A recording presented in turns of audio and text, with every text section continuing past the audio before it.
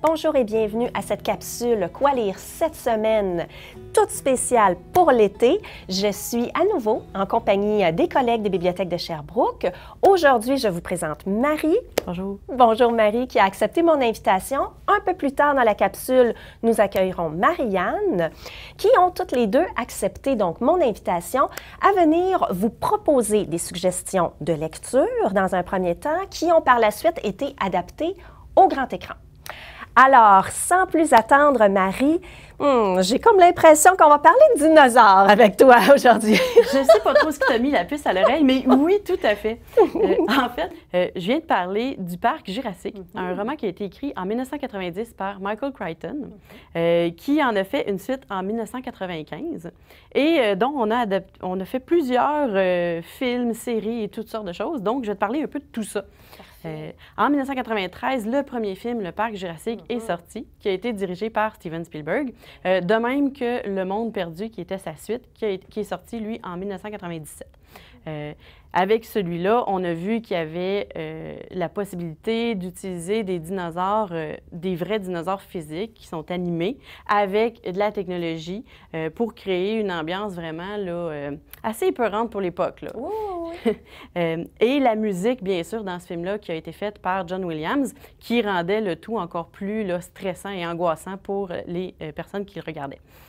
D'ailleurs, John Williams a fait plusieurs concerts dans sa tournée mondiale, dont un avec l'Orchestre Philharmonique de Vienne, dont on a ici le disque compact pour écouter la chanson thème fait par ce groupe. Oh, wow! Et ensuite de ça, ils ont même fait des livres sur les dinosaures pour que les enfants puissent aller voir les informations qui sont vraies versus le film, parce que dans le film, l'ADN de dinosaures a été fait avec des ADN différents, puisqu'il n'y avait pas l'ADN complet. Donc, ils sont un peu différents des vrais dinosaures qu'on a connus. Et la science a évolué depuis. Donc, on a appris depuis ce temps-là que la plupart avaient des plumes, etc., etc. Ouais. Donc, ils ont fait des livres pour les enfants, bien sûr. Et après ces deux films-là, il y a John Johnson qui a fait un Jurassic Park 3, qui ramenait le docteur Alan Grant dans l'aventure, qui était un petit peu plus court puis un petit peu plus dans l'action. Et finalement, ils ont fait Le Monde Jurassique, qui contient 3 films, donc en 2015, 2018 et, oui, ce mois-ci, 2022, pour la finale de tout cet univers-là pour l'instant. Et puis, d'ailleurs, on a aussi les partitions ici à la bibliothèque pour le piano, pour le film original du Parc Jurassique et pour le deuxième Monde Jurassique qui était Le Royaume déchu. Donc, ils ont fait tout ça en plus. Et pour les enfants, ils ont fait une série sur Netflix qui a 4 saisons présentement, mais dont la 5e arrive le mois prochain, en juillet, en 2022, pour la 5e et dernière saison. La série s'appelle Le Camp du Crétacé. C'est un dessin animé. Et ici, à la bibliothèque, on a même les livres tirés de cette série-là qui ont été publiés à la Bibliothèque verte. Donc, il y a des livres, chaque livre contient une aventure que les enfants vivent. Ces enfants-là, où on les retrouve dans tout cet univers-là, c'est dans le monde jurassique. Dans le fond, eux, ils sont dans une colonie de vacances pendant les événements du premier film. Et je dirais que ça dégénère quand même beaucoup. Et puis, ils ont même fait un livre dont vous êtes le héros, donc on peut vivre l'aventure comme si c'était nous qui étions sur place. Donc, ça permet beaucoup d'immersion dans l'univers. Tout à fait. Puis, pour en revenir au roman, pourquoi j'ai décidé de parler de ça, c'est que, bien, premièrement, cet auteur-là est un auteur très, très prolifique aux États-Unis. Il est malheureusement maintenant décédé, mais il a écrit un paquet de livres qui se sont retrouvés en film. Il a fait aussi une grande série qu'on connaît qui s'appelle Salle d'urgence, donc qui se passe dans le milieu médical parce que lui, cet auteur-là, était médecin. Et il aimait beaucoup s'informer dans l'univers scientifique. Puis il rend ça quand même assez au pire de ce qu'on peut imaginer. Donc, c'est lui qui a fait, par exemple, le 13e guerrier avec Antonio Banderas et plein d'autres films comme ça. Donc, dans le Parc Jurassique, c'est quand même assez différent du film. Les personnages, la plupart sont là aussi, mais avec un tempérament différent. Pour le film, ils l'ont changé un peu pour que ça fasse un peu plus punché, si tu veux. Ouais. Mais dans le livre, ils sont pas mal tous là. Puis il y a un petit côté là, scientifique, parce qu'on voit beaucoup le côté informatique du parc, comment ça fonctionne et tout ça. Il y a même des données plus précises que seulement les informaticiens vont comprendre. Puis, il y a aussi tout le côté scientifique avec la génétique et la théorie du chaos avec notre personnage fétiche de Ian Malcolm qui est joué par Jeff Goldblum, qu'on adore.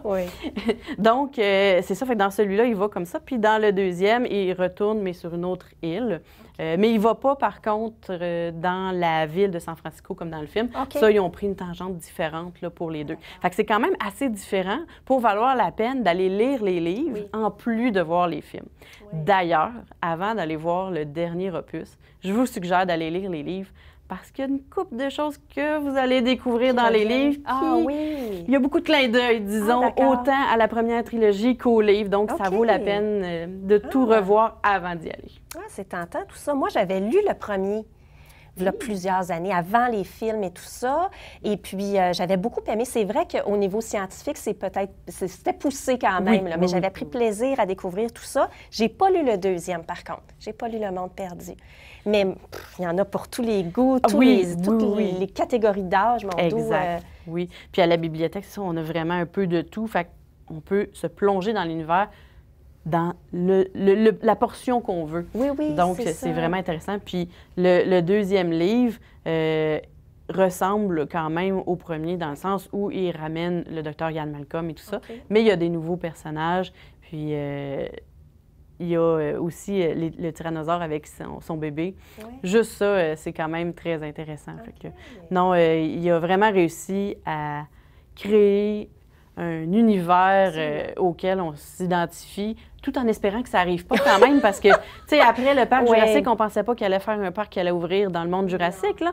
Des fois, ça prend du temps à apprendre, hein. Sauf que s'il n'avait pas fait ça, on n'aurait pas le plaisir de regarder tout ça, donc ça vaut vraiment la peine de découvrir. C'est un univers très, très riche.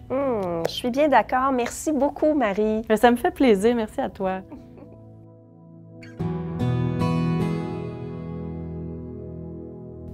Alors, c'est jointe à nous maintenant Marianne, qui elle aussi nous a préparé une suggestion de lecture, de même qu'un film, la lecture adaptée au cinéma. On s'en va du côté de la littérature et du cinéma québécois avec toi, Marianne, je pense. Oui, tout à fait. En fait, aujourd'hui, je vais vous parler de Il pleuvait des oiseaux, qui est un roman de Jocelyne Saucier, juste ici, roman incroyable, un de mes coups de cœur à tout jamais, donc, qui a été publié en 2011 aux éditions XYZ. C'est le 4e roman de Jocelyne Saucier. Les 3 premiers avaient quand même été très bien accueilli par la critique, mais celui-là, vraiment, là, ça a été son gros succès, traduit dans une 15aine de langues. Elle a reçu beaucoup de prix pour ce livre-là, dont le prix des 5 continents de la francophonie, le prix littéraire France-Québec, le prix des lecteurs Radio-Canada et beaucoup d'autres. Et puis, comble de la consécration, elle a été adaptée au cinéma en 2019 par Louise Archambault. Dans cette version ici de Il pleuvait des oiseaux, magnifique. Absolument. Parfait. Touchant.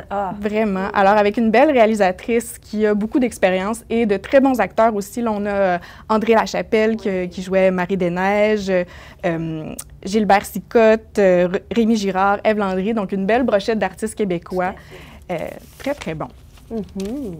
Si je peux y aller d'un petit résumé de l'histoire en général.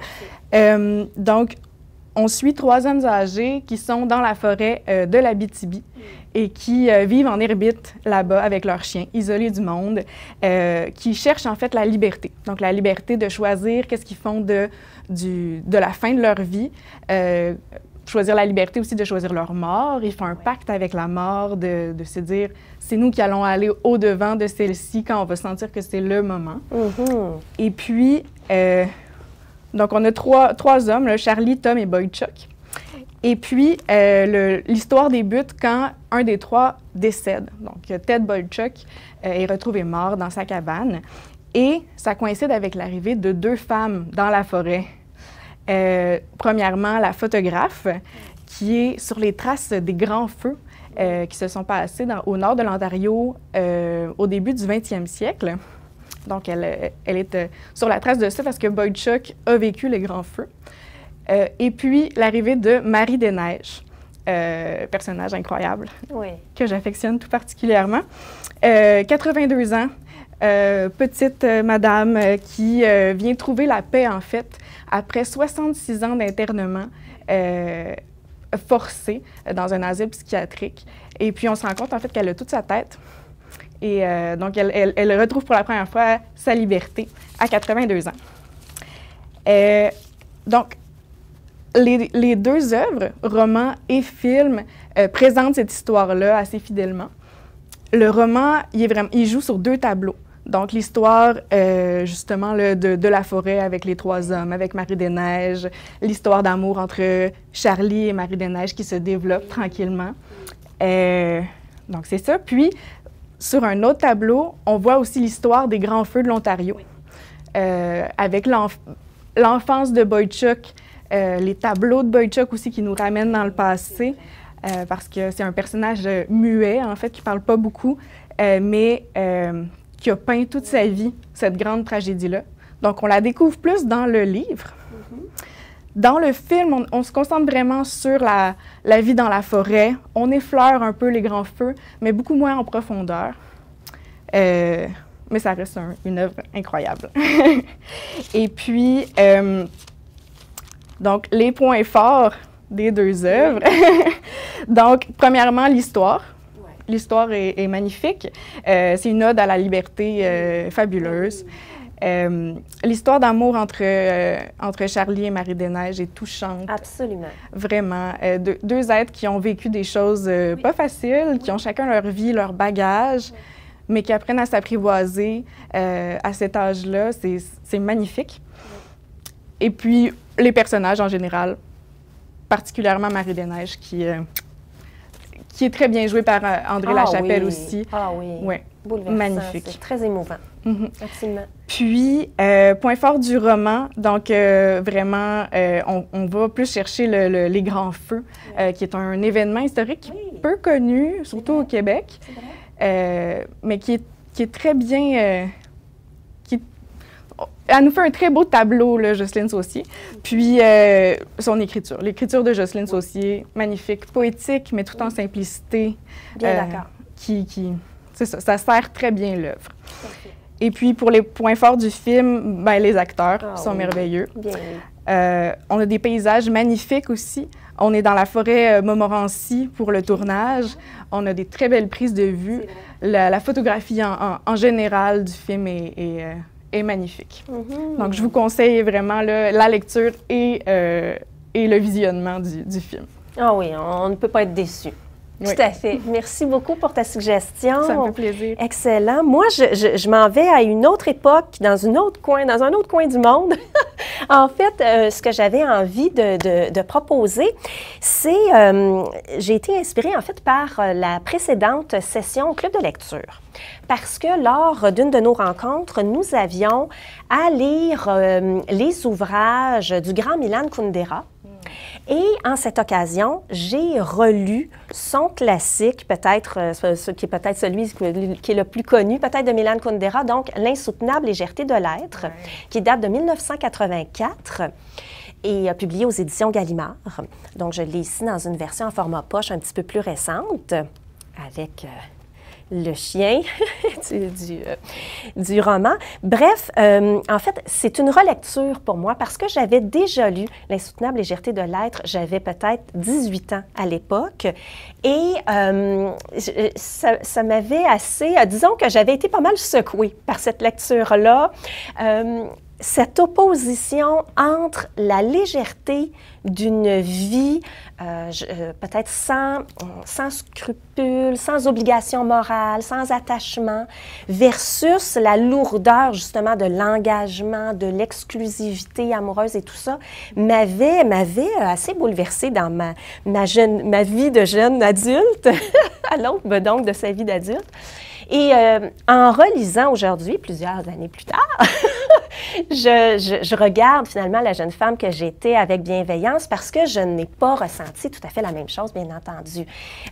Les personnages qui m'étaient apparus comme des traîtres à l'époque m'ont semblé bien plus malheureux finalement que ce que j'avais perçu la première fois. Il y a de l'humour aussi dans ce roman-là, peut-être plus sous forme d'ironie, mais que je n'avais pas perçu à ma première lecture et puis que j'ai savouré, là, puisque c'est tout en subtilité dans le roman. Pour vous situer un peu, nous nous trouvons à Prague en 1968. Et il y a un trio de personnages dans ce livre-là, vraiment, que je place vraiment en triangle. Et au sommet, je placerai Thomas qui est un grand chirurgien, qui est, en fait, qui ne veut absolument pas s'engager émotionnellement dans la vie, amoureusement dans la vie. On pourrait dire qu'il est un collectionneur. En fait, il est curieux des femmes, il est curieux du corps des femmes, puisqu'il cherche, avec toutes ces aventures-là, à trouver, à cerner ce qui fait le caractère unique, la petite chose qui distingue chaque femme les unes des autres, ce qui fait que chaque femme a un petit côté unique. Et quoi de mieux que l'intimité d'une relation sexuelle pour le découvrir, semble-t-il. Alors, celle qui peut-être le comprend le mieux, c'est son amie Sabina, avec qui il entretient donc une relation d'amitié amoureuse très sensuelle. Sabina est une artiste, c'est une femme libre qui n'a pas d'attache, qui n'en veut pas, qui fuit toute forme d'attache en fait. Et dans à l'opposé finalement du triangle, vous avez Teresa, qui est une jeune femme amoureuse, qui rêve d'absolu et qui, par sa candeur, son innocence, va séduire Thomas. Et en fait, Thomas qui se retrouvera, bien malgré lui, marié à Teresa.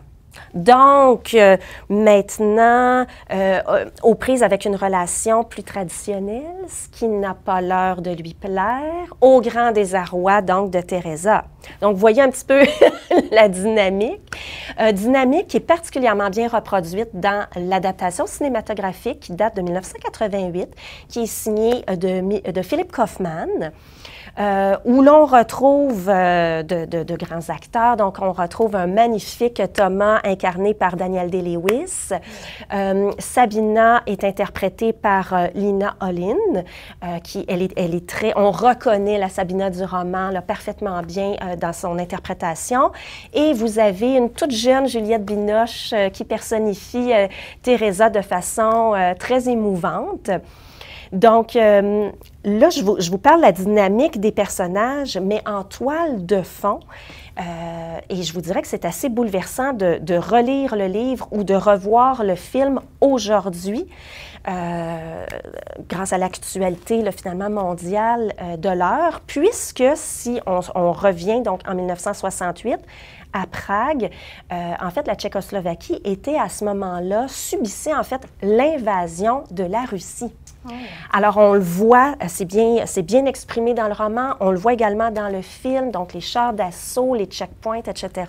Donc, il y a un parallèle assez troublant à faire en revisitant ces œuvres-là aujourd'hui. Donc, bien voilà, c'était ma suggestion pour vous aujourd'hui. Merci donc Marianne pour tes suggestions. Merci également à Marie qui était là un petit peu plus tôt dans la capsule. Merci à vous d'avoir suivi la capsule d'aujourd'hui. Je vous dis à très bientôt pour une toute nouvelle saison des capsules Quoi lire cette semaine qui débuteront cet automne. C'est donc un rendez-vous, mais d'ici là, je vous souhaite de faire de très, très belles lectures. À bientôt!